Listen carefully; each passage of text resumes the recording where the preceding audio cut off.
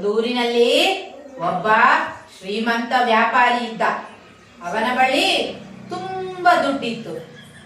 ಅವನ ಮನೆಯಲ್ಲಿ ಒಂದು ನಾಯಿಯನ್ನು ಸಾಕಿದ್ದ. ಆ ನಾಯಿ ತುಂಬಾ ಚುರುಕು ಮತ್ತು ಬುದ್ಧಿವಂತ ಆಗಿತ್ತು. ಒಂದು ದಿನ ಅವನ ಮನೆಗೆ ಇಬ್ರು ಕಳ್ಳರು ಬಂದ್ರು. ಕಳ್ಳರು ಬಂದ್ರು. ಏನಕ್ಕೆ ಬಂದ್ರು ಕಳ್ಳರು? ಕದಿಯೋದಿಕ್ಕೆ. ಕಳ್ಳರು ಬಂದಿದ್ದನ್ನು ಯಾರು ನೋಡಿದ್ರು? ನಾಯಿ ಏನ್ ಮಾಡಿತು?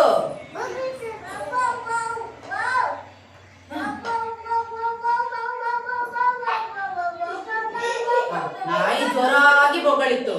ನಾಯಿಯ ಬೊಗಳುವ ಸೌಂಡ್ ಕೇಳಿ ಕಳ್ಳರು ಹೆದರಿ ಓಡಿ ಹೋದ್ರು. ನಾಯಿ ಬೊಗಳುವ ಶಬ್ದ ಕೇಳಿ ವ್ಯಾಪಾರಿ ನಿದ್ದೆಯಿಂದ ಎಚ್ಚರಾಗಿ ಬಂದು ಸುತ್ತಲೂ ನೋಡ್ಬೇಕು ಸುತ್ತ. ಯಾರು ಕಾಣಿಸ್ಲಿಲ್ಲ. ವ್ಯಾಪಾರಿಗೆ ಈ ನಾಯಿ ಬೊಗಳಿ ನಮ್ಮ ನಿದ್ದೆ ಹಾಳು ಮಾಡಿತೆಂದು ಸಿಟ್ಟು ಬಂದು ನಾಯಿಗೆ ಚೆನ್ನಾಗಿ ಹೊಡೆದು ಒಂದು ಸರಪಳಿಗೆ ಕಟ್ಟಿ ಹಾಕಿದ.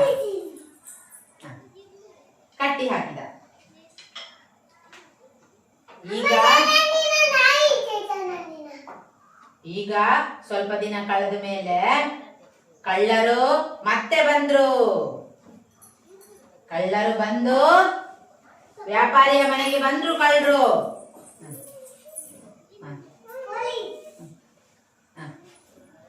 ಈಗ ಕಳ್ಳರು ವ್ಯಾಪಾರಿಯ ಹಣದ ಚೀಲವನ್ನು ಕದ್ದುಕೊಂಡು ಹೋಗುವಾಗ ಅಲ್ಲಿಗೆ ಪೊಲೀಸ್ ಬಂದ್ರು. ಪೊಲೀಸ್ ಹೋಗು, ಕಳ್ಳರನ್ನು ಹಿಡಿಲಿಕ್ಕೆ ಹೋಗ್ಬೇಕು ಪೊಲೀಸ್. ಓಡಿ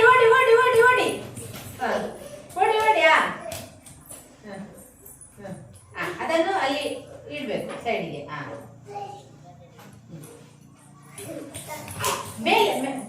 ಮೆಲ್ಲ ಇದು ಇಲ್ಲಿ ಪೊದೆಯಲ್ಲಿ ಇಡ್ಬೇಕು. ಎಲ್ಲಿಯಾದ್ರೂ ಒಂದು ಕಡೆಯಲ್ಲಿ ಪೊದೆಯಲ್ಲಿ ತಪ್ಪಿಸಿಡಿ. ಅಲ್ಲಿ ಅದು ಸಿಗುದೇ ಇಲ್ಲ. ಕಳ್ಳರು ಪೊಲೀಸ್ ಅಟ್ಟಿಸಿಕೊಂಡು ಬರುವಾಗ ಚೀಲವನ್ನು ಬಿಸಾಡಿ ಓಡಿ ಹೋಗ್ತಾರೆ.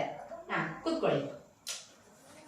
ಈಗ ವ್ಯಾಪಾರಿ ಬೆಳಗ್ಗೆದ್ದು ನೋಡುವಾಗ ಮನೆಯಲ್ಲಿ ಹಣವೆಲ್ಲ ಕಳ್ಳರು ತಗೊಂಡು ಹೋಗಿದ್ದಾರೆ. ವ್ಯಾಪಾರಿಗೆ ಏನಾಗ್ತದೆ? ತಲೆ ಬಿಸಿ ಆಗ್ತದೆ, ಟೆನ್ಷನ್ ಆಗ್ತದೆ. ಆಗ ನಾಯಿ ಏನ್ ಮಾಡ್ತದೆ? ನಾಯಿ ಕರ್ಕೊಂಡು ಹೋಗ್ತದೆ ವ್ಯಾಪಾರಿಯನ್ನು. ಜಹಾನ್, ವ್ಯಾಪಾರಿಯನ್ನು ಎಲ್ಲಿಂಟು ಹಣದ ಚೀಲ? ನಾಯಿ ನೋಡಿತ್ತು.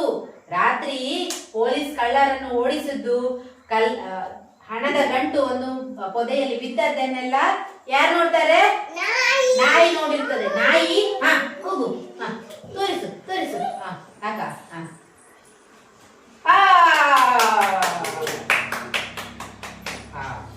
Very good. ವ್ಯಾಪಾರಿಗೆ ಏನಾಗ್ತದೆ?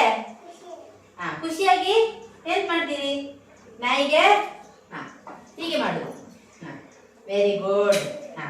ನೀನು ನನ್ನ ಹಣವನ್ನೆಲ್ಲ ನೀನು ಜೋಪಾನ ಮಾಡಿದ್ದೀನಿ, ನೀನು ಚೆನ್ನಾಗಿ ಕಾವಲು ಕಾಯ್ದಿದ್ದೀಯಾ ಅಂತ ಹೇಳಿ ಅದಕ್ಕೆ ತುಂಬಾ ತಿನ್ಲಿಕ್ಕೆ ಬಿಸ್ಕಿಟ್ ಎಲ್ಲ ಕೊಡುದು. ಆಯ್ತಾ? ಅರ್ಥಾಯ್ತಾ ಕತೆ? ಎಲ್ಲ ಪ್ರಾಣಿಗಳ ಮೇಲೆ ನಾವು ಪ್ರೀತಿಯಿಂದ ನೋಡ್ಕೊಳ್ಬೇಕು. ಎಲ್ಲ ಪ್ರಾಣಿಗಳನ್ನು, ನಮ್ಮ ಮನೆಯ ಸಾಕು ಪ್ರಾಣಿಗಳನ್ನು. ಅರ್ಥ ಆಯ್ತಾ ಎಲ್ರಿಗೂ?